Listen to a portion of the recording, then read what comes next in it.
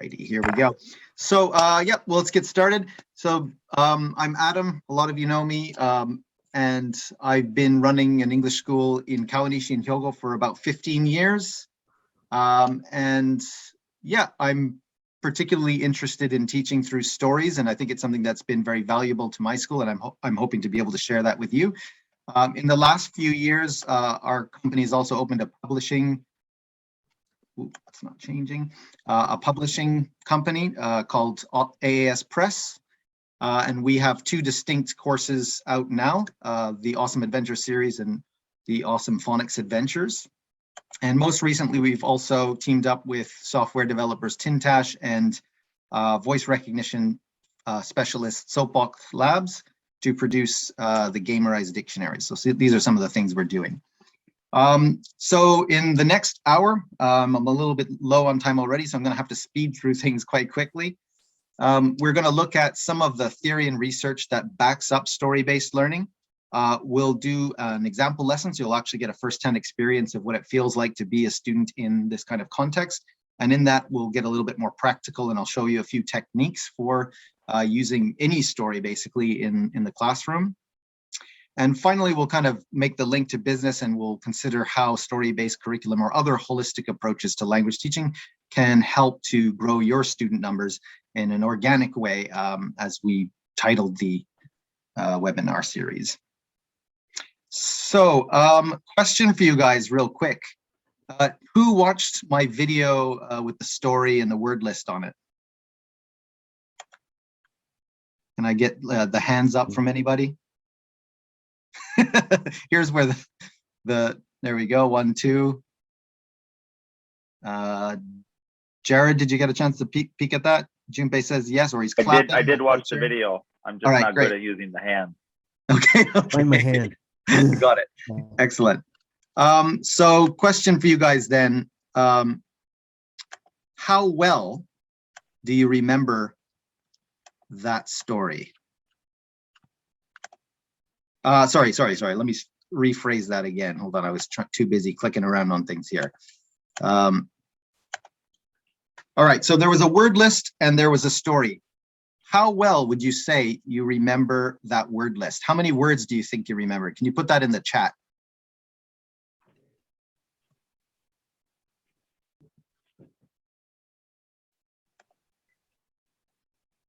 Zero, LOL. Anybody else? How many words do you think you remembered from that? 2?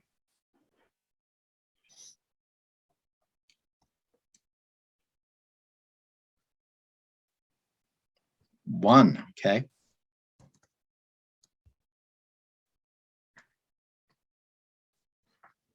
Okay. Oh, really? Okay. So Jared, you tried to use like a kind of memory technique to remember them, even though I was trying to avoid getting you to do that, but still didn't quite work. Okay. Right. So we're looking at a lot of zeros and ones, or maybe some 2s there. Typically, when I do this session live and I ask people to write down the words and actually test themselves right after, the average is 4 or 5. And then occasionally some people, like when I did this at Scott School the other day, use a memory technique and they'll remember as many as 15 or more. Now, how much of the story, let's just think in a broad percentage, how much of the story do you think you remember?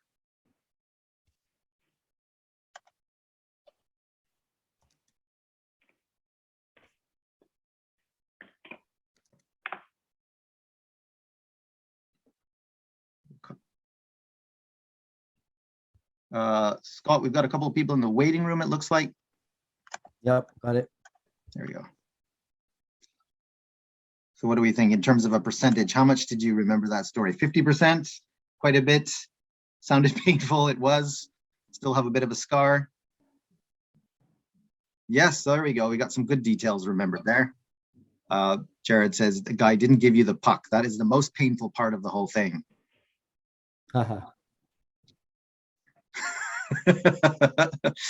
You're not from Canada, are you, Ryan? Are you a hockey fan? That's an old joke for us. Yeah.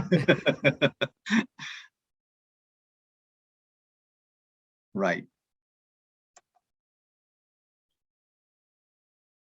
Yes, the girls at school did go to visit me. Okay, we've got lots of bits of information that were remembered there. So yeah, usually I would go through this and be a little bit more specific and actually test everybody out on how much they remembered. This time I'm not gonna, obviously we don't have time to do that. We're trying to move quickly. Yeah, here's the word list. Any of those? Sorry, can I interrupt you for just a moment? Sure. Is there anybody trying to get in right now? Is there like anybody waiting to get in? One of my teachers is at a waiting screen. Maybe he's in the other link. I'm not sure. I sent him the correct one a couple of times. I'll check. Does this one have a waiting room? I've got, yeah, I have the list open, and it doesn't seem to say. I'm in now, Jared. I've just joined. Oh, okay, cool.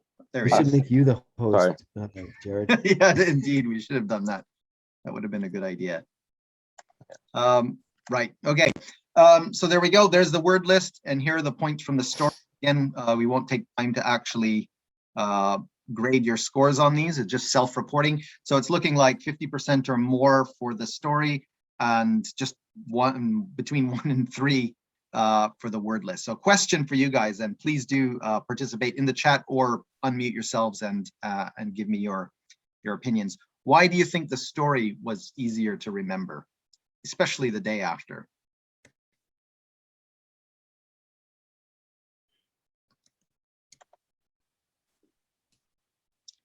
What do you think? I'm going to call on people if nobody answers here. Oh, wait, we do have some comments. All right. Because that's how our memory works. Okay, yeah. What do you think, Ryan? I hit enter just after you said my name. Oh, sorry. No, that's cool. You didn't. But yeah, our minds think in stories.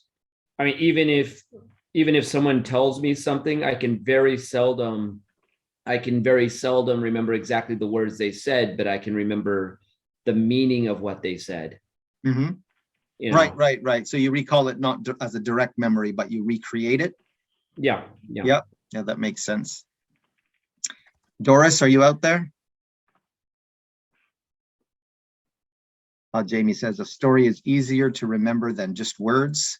Yep. And what would make it easier to remember, more specifically? I guess just the story itself was interesting rather than just words. Yeah, that's a big part of it. Certainly, it's more interesting. It's more engaging. There's more kind of emotion attached to it, possibly, if it's a good story, at least. Hopefully, mine was.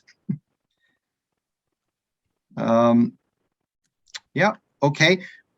I'll move on a little bit there. So. Yeah, some of the main points there. So the information is connected to a thread in a story. A lot of people report that. You can just sort of follow the thread through and pick up all of the details as it goes in that sequence. Obviously, we're more engaged when we're listening, as sorry, I think it was Jax or Jamie said. We have a reason to listen, so we're actually focused in on it. When I was reading that word list, unless you were doing some kind of special memory technique, you probably were kind of half tuned out. For stories, you can visualize them more easily. So we have this mental picture going through our heads as we're listening. And the last one, again, relates a bit to interest, but the idea here is affect, that the more our emotions are aroused during an experience, the more salient the memory will become.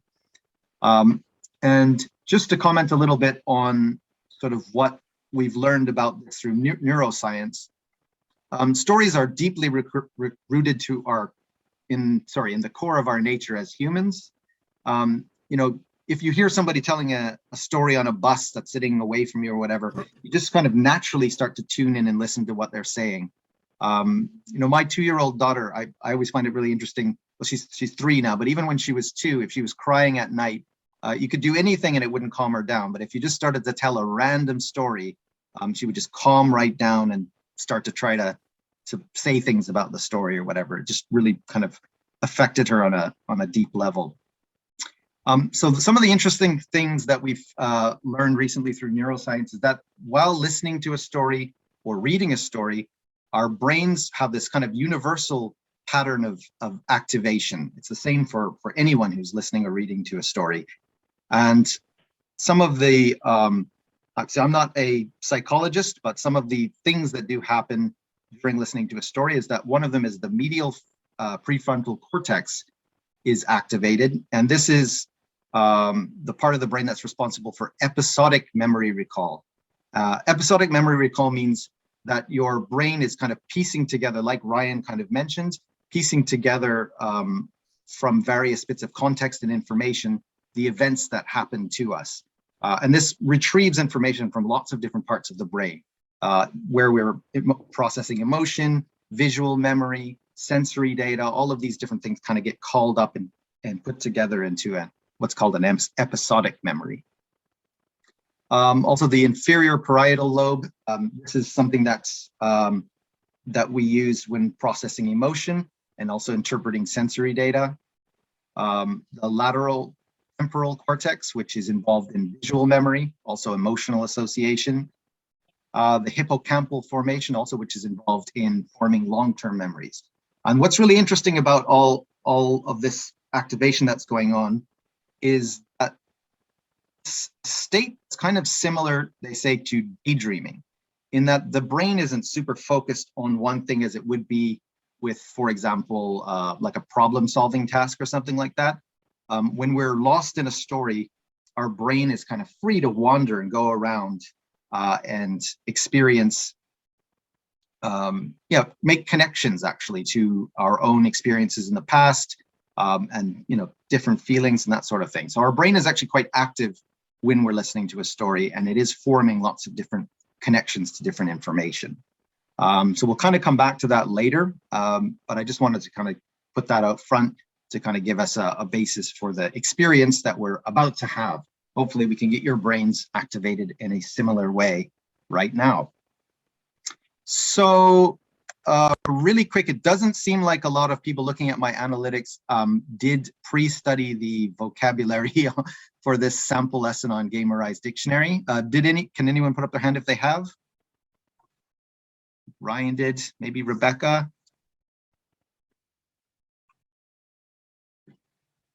Yep, a couple there have. So basically, in order to really experience this story lesson as a student, you kind of need to have a bit of the vocabulary going into it. Otherwise, it might be a little bit too not comprehensible enough. So what I'm going to try to do as a little bonus feature of this workshop is a super rapid memory technique to help you guys to kind of get a little bit, at least, of the vocabulary that we would need to understand this story in French, all right?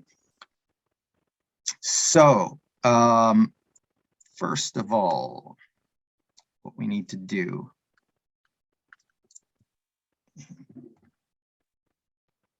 Share screen, where would that be? Ah, there we go, no.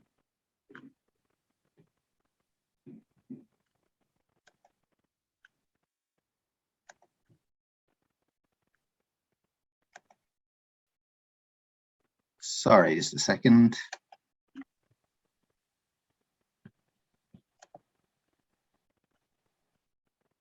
Which one is that? There we go.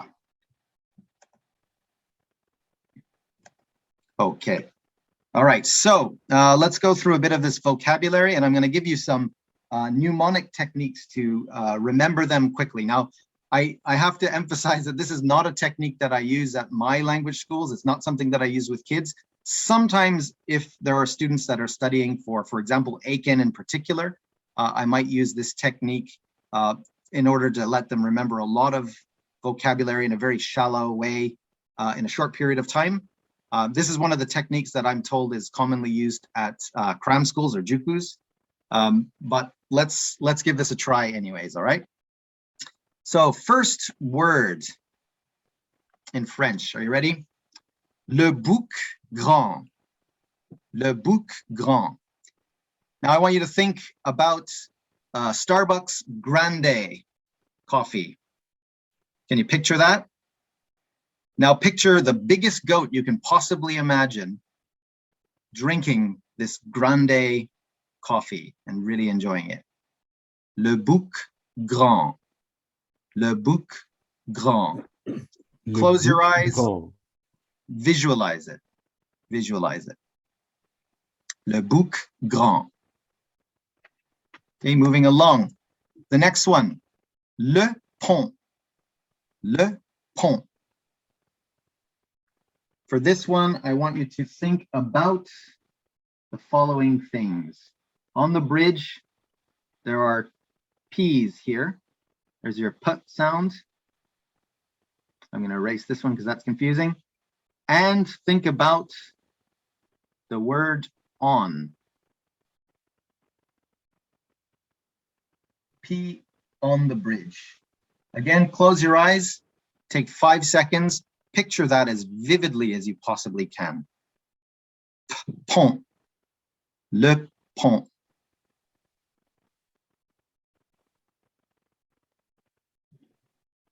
Okay, if we've got that. Next one. Oops, I got my P on there still.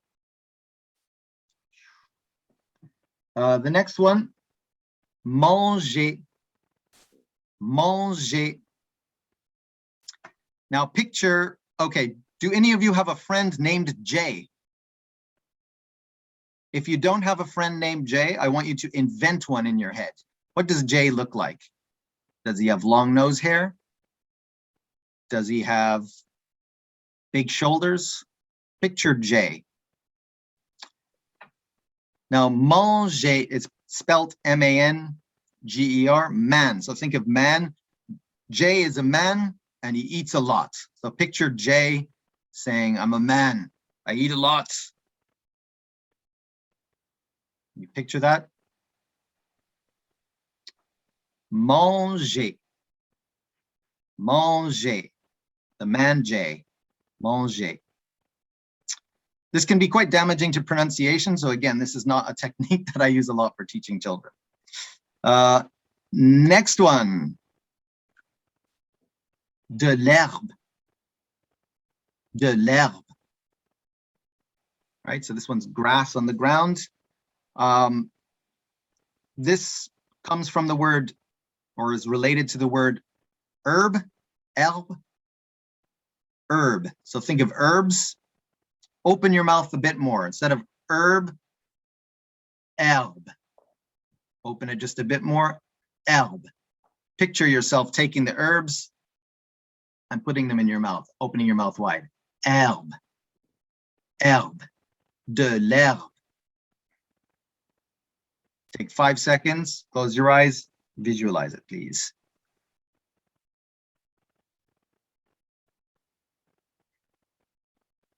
Okay, next one.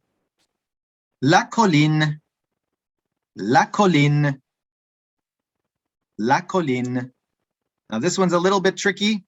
Do you know that song, Jolene? Jolene, Jolene, Jolene. Oh gosh, I can't even sing it. Perhaps you've heard it.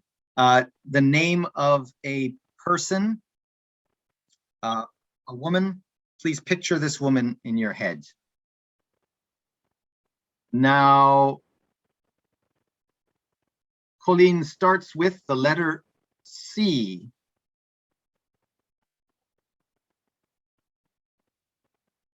Now, I just want you to change the position of that C, whoops, so that it fits with the hill. La colline. Now picture your image of the girl named Jolene, put her in the sea. Take 5 seconds and visualize that, please.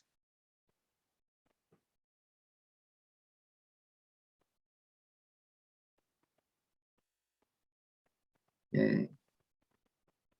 And we're almost there. Oopsie.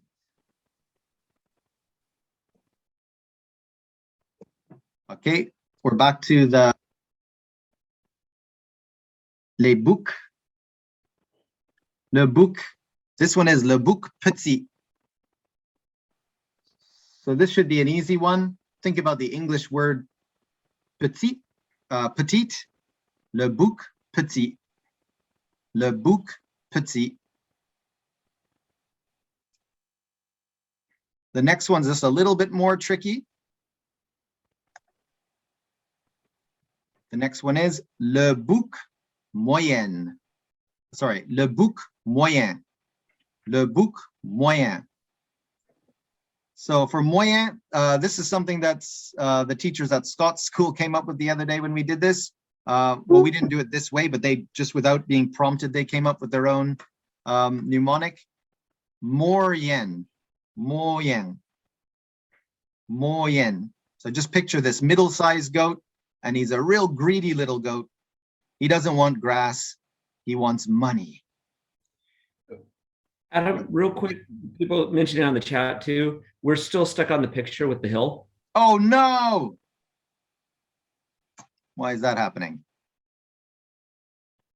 Thank you very much, Ryan. Okay. All right, not too far back. Okay, so this was le bouc petit. After the hill, we had le bouc petit, so small goat, petite, and then le bouc moyen, the middle-sized goat, wants money, he's greedy, moyen. And the last one, no, two more, sorry. La rivière, la rivière. Now just think of the French Riviera, la rivière. You seen that? Yes, good. Okay. And then the last one, le troll. Le troll. So this is similar to English, the troll. So hopefully that should be enough to help you as well, le troll. Okay, so really quickly, as a practice, instead of me doing practice activities with you, the most rapid way to get you guys to remember these words is I'm going to give you 2 minutes. I'm just going to put the images on the screen with numbers, and I want you to go through. Ryan, no, troll was not in that list actually. Yeah, and I want you to just go through the pictures and with your mics off, try to say them yourself. If you get stuck and you can't remember what one of them is, please unmute yourself and say, what's number 2 or what's number 3, and I'll model that for you. So we're just going to do this really quickly for 2 minutes. Let's go to.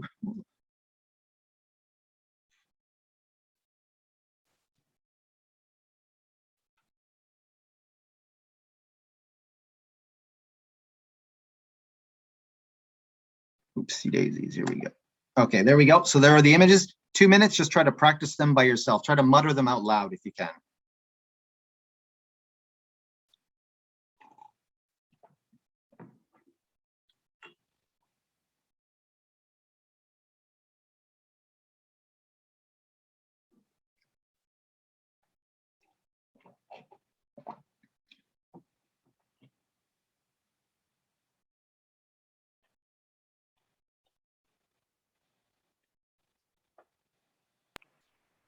Can you say number 7 again?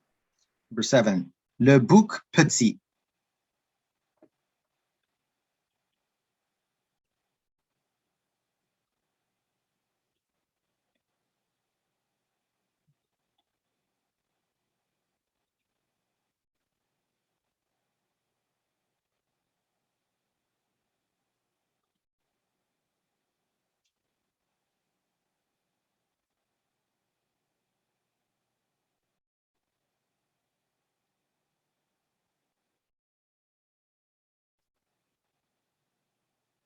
How are we all doing there? Have you got any of them that you can't remember? Have you got most of them remembered? Some of you came in the middle of this, so this must be very confusing. So don't worry about it.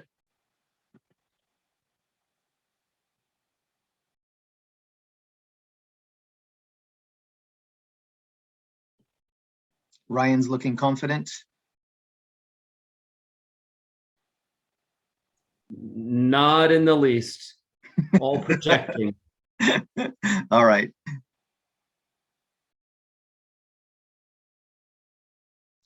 Okay, everybody, are we okay if I move on? Let's just do one drill all together to just get a final check again on the pronunciation. So please repeat with me, everybody. Number 1, le pont. Le pont. Please repeat. I mean, even if your mic's off, please repeat with me. Number 2, la colline. La colline. La colline. Very nice. La colline. Number 3, la rivière. La rivière. Number 4, manger. Manger. Number 5, de l'herbe. De l'herbe. Number 6, le troll. Le troll. Yeah, you got to say it with some attitude. Number 7, le bouc petit. Le bouc petit. Number 8, le bouc moyen. Le bouc moyen. And number 9, le bouc grand. Le bouc grand. Okay. So we're going to move on from that. Hopefully you've gotten a little bit of the vocabulary in mind now, and we'll be able to now do something a little bit more interesting with that. Once again, this isn't the technique that I would usually use to teach vocabulary to kids. It's just an adaptation to try to get it into your heads rapid fire so that we could get into this story demonstration. All right, so let's go on. I'm going to now tell you a story in French. We'll go through it. The plan was 5 times, but we'll probably end up just doing 3 times for timing. And each time I'm going to give you a little different task to do. Now, the first time is going to be just to listen. All right, so let's start with the story. Il était une fois, il y avait 3 boucs. Le bouc petit, le bouc moyen et le bouc grand. Ils avaient très faim et ils voulaient aller à l'autre côté de la rivière, à la colline, pour manger de l'herbe. Mais pour aller à l'autre côté de la rivière, il leur fallait traverser un pont. Traverser un pont. Et sous le pont, il y avait une troll grande et méchante. Un jour, le bouc petit décide de traverser le pont. Trip, trap, trip, trap, trip, trap. C'est qui fait trip-trap sur mon pont? Dit le troll, grande et méchante. C'est moi, le bouc petit, dit le bouc. Je vais te manger, dit le troll. Non, non, ne me mangez pas, ne me mangez pas. Je vais te manger, dit le troll. Non, non, attends, attends pour mon frère. Il est plus grand que moi. Il est plus grand que toi? Vas-y, tu peux passer. Le bouc petit, trip-trap, va à la colline pour manger de l'herbe. Ensuite, le bouc moyen décide de traverser le pont. Trip-trap, trip-trap, trip-trap. C'est qui fait trip-trap sur mon pont? Dit le troll. C'est moi, le bouc moyen, dit le bouc. Je vais te manger, dit le troll. Non, non, non, ne me mangez pas, dit le bouc moyen. Attends, attends pour mon frère. Il est plus grand que moi. Il est plus grand que toi, dit le troll. Oui, oui, il est plus grand que moi. Bien, vas-y, tu peux passer. Le bouc moyen va à la colline pour manger de l'herbe.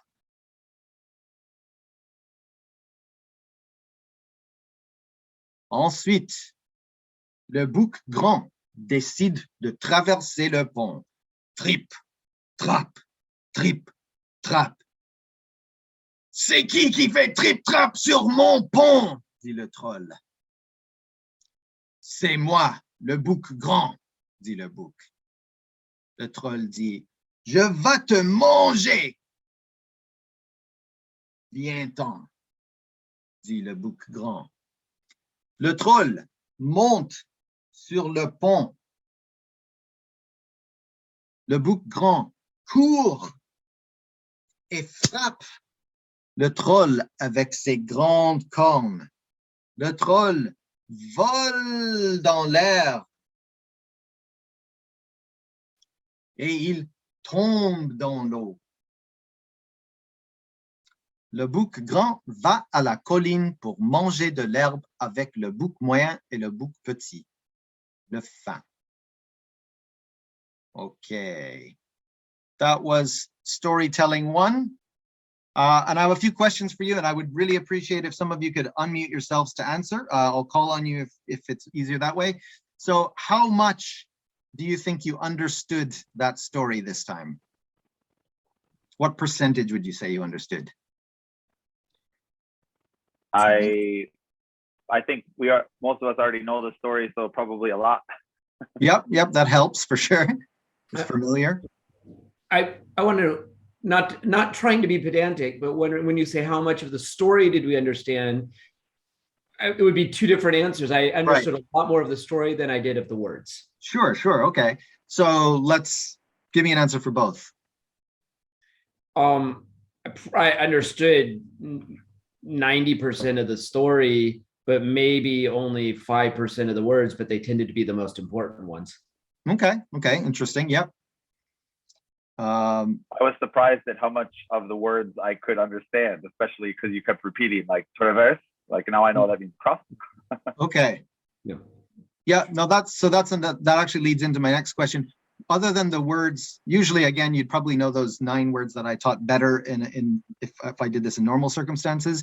But other than those words, were there any words that you noticed? So traverser was one that Jared just mentioned. Anything else? C'est moi. It's me. Yep, good. Moi. Well, the no. No. Which is similar to the English, but the context too. Yep. So some of those are kind of cognate vocabulary. Well, no, yeah, I would say they are. Traverse is kind of similar to an English word as well, right? Tip, top. Did you say, was there mon, like mon pont? Mon pont, yep. Mon, like What would my, mon mean? Maybe my? Yep, exactly. My bridge? My bridge. Moi, Okay. toi. So Toi? Ryan, you should call your school You? Mon English. Mon anglais. Mon Anglais. Okay, good. So we're going to do the story a couple more times. And this time, basically, I want you to kind of think the same questions, think about the same questions again. Are there any more words that you noticed? Maybe there's some words you kind of half noticed the first time, but you didn't quite get the next, quite remember them to the point where you could say them. You'll notice more. And also, let's see how much more you understand of the story each time. Oh, that's an interesting comment I got. This is the first time hearing that story. I think I understood about 80%, and I clearly heard the vocabularies taught previously. I also learned a few more words. Nice, excellent. Okay. I'm glad that worked in an online context like this. All right, so let's do another reading of the story. This time I'm going to give you a little task to do. And again, please unmute your mics and participate. Otherwise, it won't be nearly as fun. Doris, I know you're there somewhere. Rebecca, Jack, Junpei, any of you, please just unmute and follow what I'm doing. Okay, so là, on retourne en français. Là, je vais raconter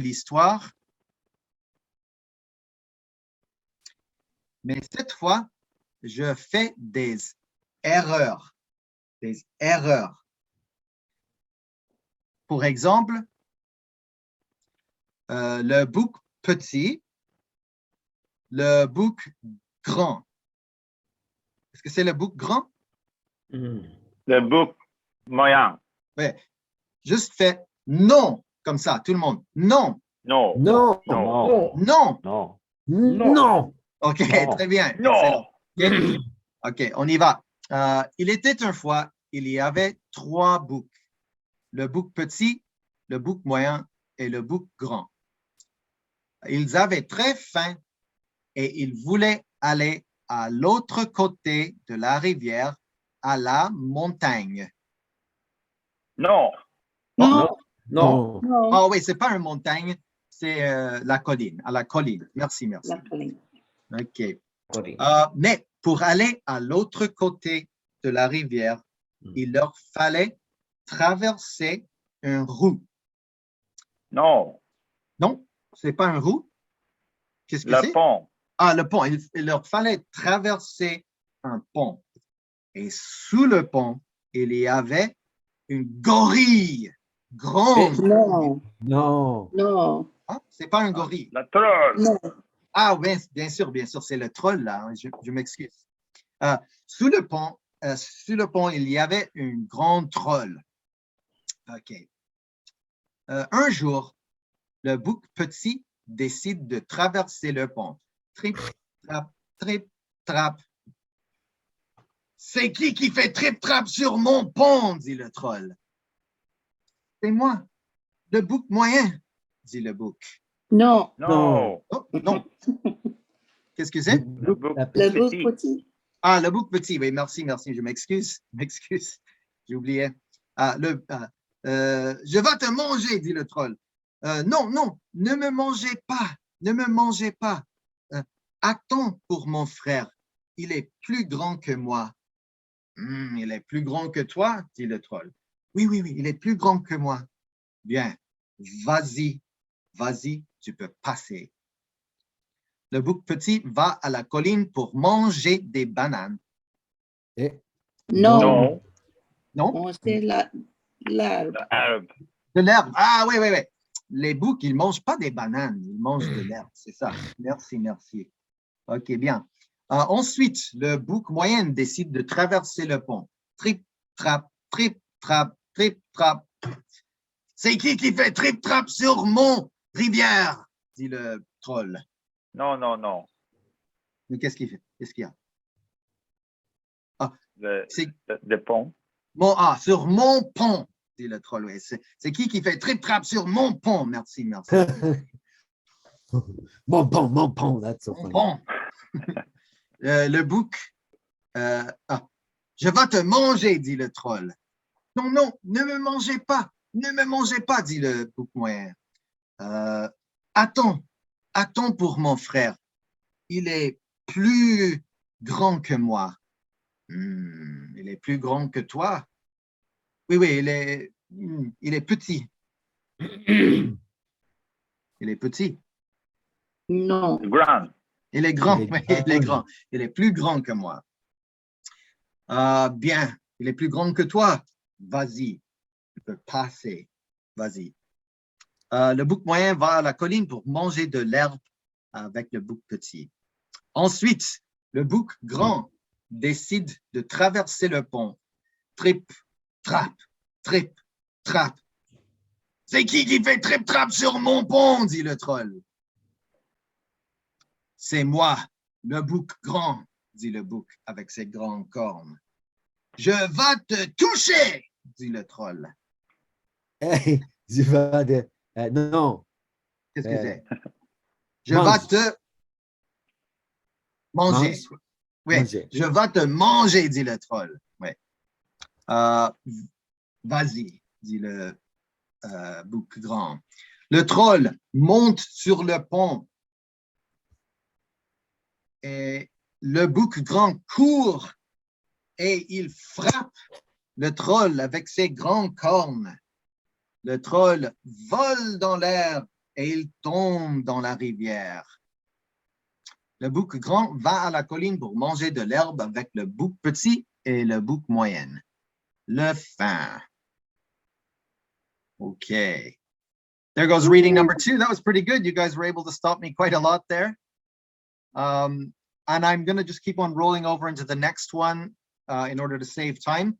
So the next reading, on va faire des sons.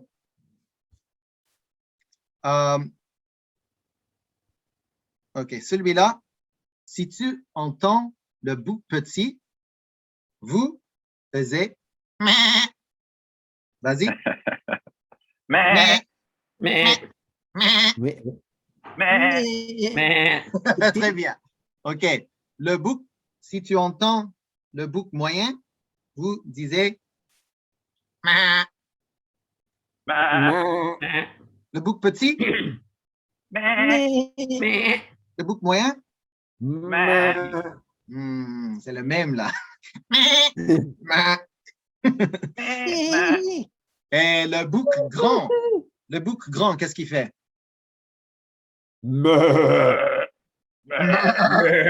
Très bien, très bien, excellent. Ensuite, si tu entends manger, on va faire Nam, nam, nam, nam. Nam, nam, nam, nam. Nam, nam, nam, nam. et finalement, le troll, qu'est-ce qu'il fait le troll? Non, c'est pas un troll américain, c'est un troll français. Ça fait hon, hon, hon, hon. Très bien, c'est ça. On essaye le bouc petit, Meh. le troll, le bouc grand. OK, très bien. Qu'est-ce qui est arrivé avec Ryan? Il a arrêté de parler. OK, on continue. OK, on écoute. Il était une fois, il y avait 3 boucs. Le bouc petit, Meh. le bouc moyen Meh. et le bouc grand. Meh. Ils avaient très faim et ils voulaient aller à l'autre côté de la rivière, à la colline, pour manger de l'herbe. Nam, nam, nam, nam, nam. Très bien. Mais pour aller à l'autre côté de la rivière, il leur fallait traverser un pont. Et sous le pont, il y avait un troll. Ronde et méchante. Un jour, le bouc petit décide de traverser le pont. Trip-trap, trip-trap, trip-trap. C'est qui fait trip-trap sur mon pont? Dit le troll. Le troll.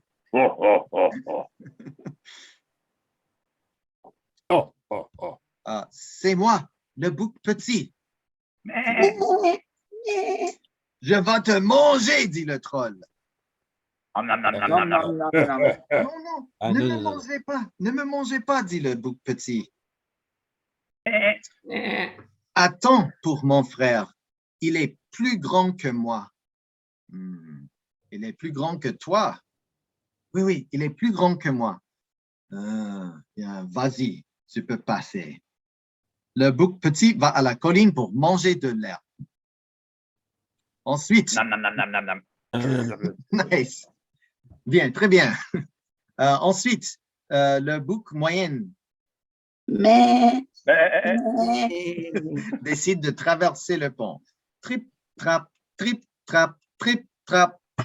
C'est qui fait trip-trap sur mon pont? Dit le troll.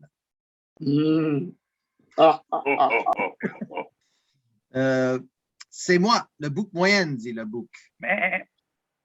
Je vais te manger, dit le troll. Non, Ah, ne me mangez pas, ne me mangez pas. Attends pour mon frère, il est plus grand que moi. Il est plus grand que toi. Bien, vas-y, tu peux passer. Okay, we're gonna stop with that one and do, what time is it? Oh my goodness, I'm almost out of time. Okay, we'll stop there for a second. So we've done 1, 2, 3. We've done the story 3 times now. What are some words that you've noticed now that you didn't notice maybe the first time, or that you've kind of picked up? You put them in the chat, or please say them out loud if you can. Le plus grand, c'est moi. Nice. Jared, have you studied French before? Never. Really? That's Never. pretty exceptional, actually. So what does plus grand que moi mean? Bigger than me. Nice, very good, excellent, wow. Anyone else, words or phrases that you noticed? Le plus grand de toi. Bigger than you. I'll write that in the chat. Yeah, plus grand que moi, or plus grand que toi. Yeah, that's right. D means say, maybe. Yes, very much. Yeah. Dis le Wow. troll, dis le bouc petit. Yep. It's kind of in the storytelling Is it format where it's see? half. Say again? Décis, to decide. Oh, nice. Oh, My goodness, you are good at picking up words. People don't usually get that one. Yeah. Décide. Yeah. Le bouc petit décide de traverser le pont. Yeah. Right. So lots of extra words coming out, some more than others. And this is an interesting point as well when it comes to story-based learning. It really gives a nice opportunity for students to get a rich input and also pick things up at their own pace. So you might have no one feeling too much pressure. Some students might pick up a whole lot of new words, and some might sort of pick up less. So it's really quite good for mixed ability classes. All right. All right. So what percentage about do you think that you understood that time? Did it increase from the first time? What do you think, Ryan? Feel pretty good. Yeah. Yeah, it definitely increased. Though I have to admit, I found my mind wander a little more easily on as the number of times increased. Okay. Yeah, an interesting thing. I've got the two. I'll tell you what I would do for the following 2 tasks. Those 2 tasks might be kind of listening for specific information. If you're listening for errors, you really have to focus in. It's not as kind of fun. You can't just get as lost in the story. You kind of have to focus. It's tiring a little bit for some people to be focusing on that. And the sound story as well is quite taxing. You're really kind of challenged to have to focus for and listen for very specific things. And maybe, oh, Jared's saying maybe he found it was the opposite. It was more, you were more interested. Yeah, I hear both from people when I do this session. Sometimes it's like kind of stress, and sometimes it is more fun.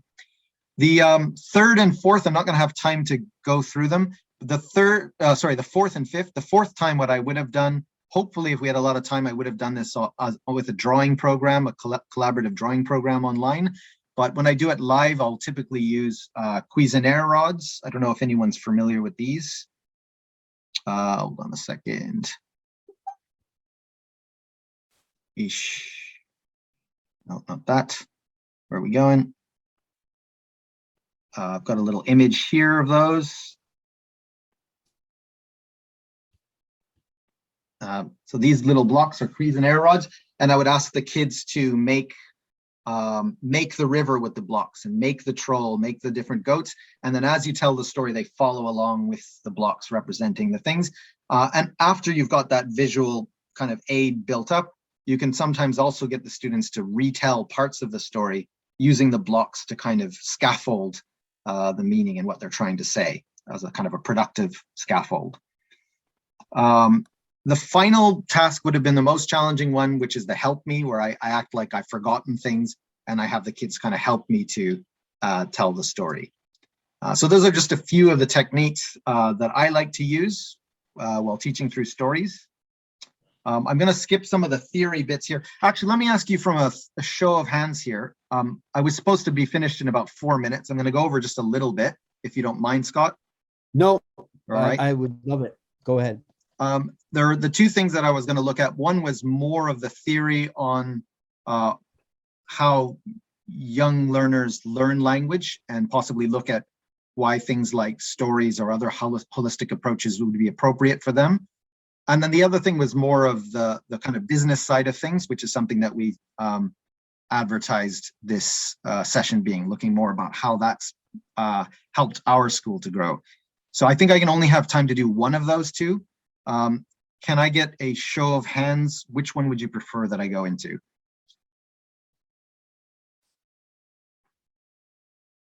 You can use the hands up icon there. First type. Either.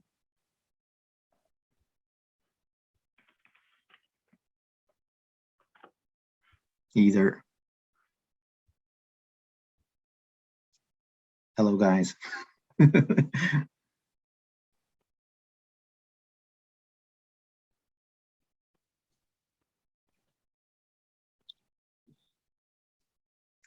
Okay, it's looking like a little bit of either.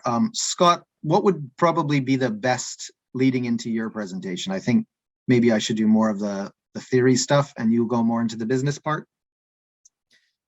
Sure. Yeah. Yeah. Does that make Yep. sense? Sure. Yep. Let's go for that. Okay, let's go with that then. Or we could add another hour on to the presentation. We'll see how people are feeling at the end. Perhaps we can pick it up in questions. All right. Okay, so going back here. So to consider a little bit of why using something like story-based learning for young learners is useful, I'm going to start with just one quick question.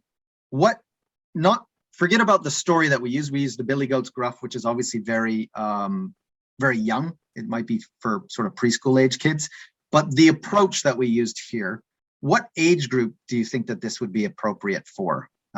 Yeah, please unmute yourself and say if you have an opinion on that. All of the above. Any of those age groups? Yeah. Yeah, I think obviously you would want to change the story used. Yeah, content aside, yeah. Yeah, but the concept I think would be appropriate. I don't, if not equally appropriate, at least they would all be have a fundamental appropriateness to each one. Mhm. Yep, thank you very much. Yeah. So could definitely apply to a range of ages. Anyone else? I think that for me, I mean, I would say, yeah, I'm in the all of them group. I did this live with you live, and that was one of the most enjoyable language lessons I've ever had, even though it was a children's story. So for me, that was a real good zone. I would say that the 10 to 12, maybe that zone, they might be a bit too cool for school. I don't know. But I think that would depend on the teacher's ability to convey it in a way that is acceptable for that age, not treating them like we're going to do this children's thing, but saying like, hey, we're going to do this sophisticated adult type lesson, which happens to utilize a children's book. But, Yeah. I mean, definitely older elementary school, I think they're quite sensitive to being treated too childishly. So that could be an aspect, but certainly if the content is interesting for their age, they're not too old for stories, that's for sure. Yeah. But yeah. Good point. Okay, well, just looking more specifically at the features of young learners and how this might match up with something more holistic.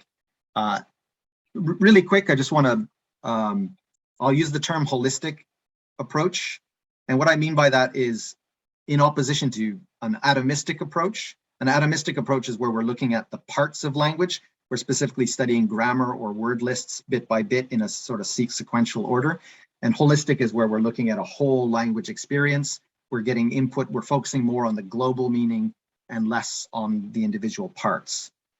So thinking about why something like a holistic approach, like a story-based lesson, would work well for young learners, I want to just take a look at this. So the way we learn language, there are broadly speaking, two different ways. One we'll call acquisition, and this is, I've put the image of a sponge here. This is the natural ability of a child or an adult actually to absorb information and learn it without any kind of deliberate effort. On the other hand, we have learning, which is the skill of deliberately studying something and committing it to memory and learning it for yourself. Now, as we age, our capacity for these things change quite a lot. So first of all, looking at acquisition. As a baby, obviously, there's not a lot of capacity for abstract thought, so study isn't something that we're able to do as a baby. We're just absorbing information from around us. This ability is at its peak in the very young years, 0, 1, 2, particularly for acquiring, absorbing things like sounds, phonology, and that sort of thing. As children get older through the preschool age years, that starts to go down slightly, and then through elementary school, there's a stronger drop.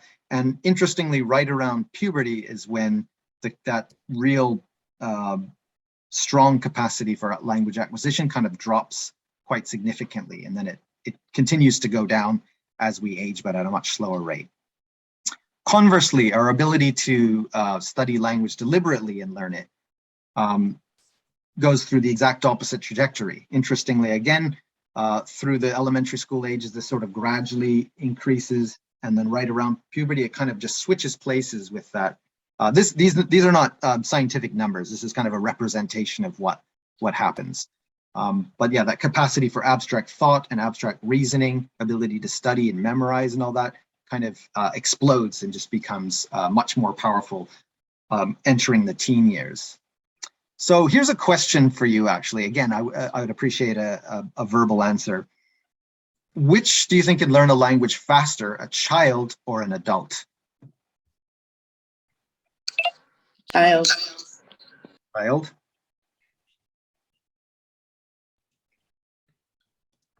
I would say, sponge-wise, a child, but a motivated adult can learn it quickly. Mm-hmm.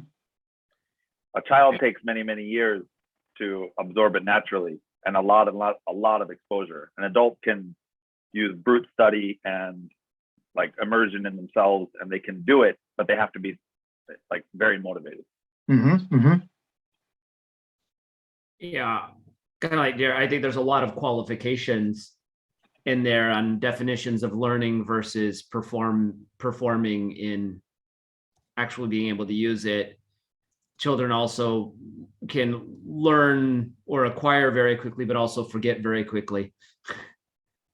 So I think it's hard to answer that without defining a few of the terms and what's meant by it a little more. Yeah, absolutely, absolutely. Yeah, no, I think those are all good answers. The answer that I'm going to say, if I have to give one answer based on my reading and research, it is actually adult. But the qualifier of that is that adults in a short period of time with limited exposure to English can perform better on tests than children, right? So if in a 6-month period, an adult might be able to get a higher score on TOEIC or IELTS or something like that, whereas a child's language development might be a bit harder to measure. On the other hand, yes, of course, the conditions depends a lot on the conditions as well. So a child in an immersion situation in a year or two living abroad will have native-like pronunciation and native-like communication skills. They'll lag in other areas, but those areas in particular, they'll excel at very quickly. Whereas an adult, as many of you probably know, if you live abroad and you don't put in the study time, it is entirely possible not to progress in the language at all. So the conditions and the needs are very different. So just really quickly, I think, so thinking about what young learners, I'm going to try to wrap this up now. I've dropped out probably 30% of the whole presentation, but if we think about what young learners really need, it's going to be, let's skip down to that. I think they need input. Obviously, a lot of it. This is something that we know through research. Children thrive when they get enough input. This is something that in Japan is quite difficult for kids to get. In some countries where they have TV and stuff where there's more subtitles and less overdubs or whatever, they might get more language through video games and things like that. Not so much in Japan. So input is a key point. The other thing is time. Obviously, it's not something that they're able to capitalize on just in an hour here or there. And then I would argue, I think also engagement and motivation are key. Motivation is one of the most important factors in the success at learning a language. But engagement, yeah, if doesn't matter how much input you get, if you're not really listening or you're not really tuned in while getting that input, then I would argue that there's not a lot of effect. Yep, so my little business points, I'm gonna just say all it was is that I think that offering a variety of courses, things like that gives kids an experience, whether it's CLIL, doing experiments, stories, things that get them really excited and engaged, is gonna make their English better. But fundamentally, what's good for your students is good for your school. Organic growth is really just about being the best and offering something that's great to your students. That's not it might be a bit of a letdown if anyone came in thinking we were going to talk about Google AdWords. But to give you a bit of context, my school basically stopped advertising altogether. We used to do flyers during COVID. We're now between 600 and 700 students, and 60% of our trial applications now are all word of mouth. So that's something that you absolutely can't attribute to anything than the fact that our students are happy and they're getting experiences at our school that they don't think that they can get at many of the other schools that are around. And that's where I'm going to stop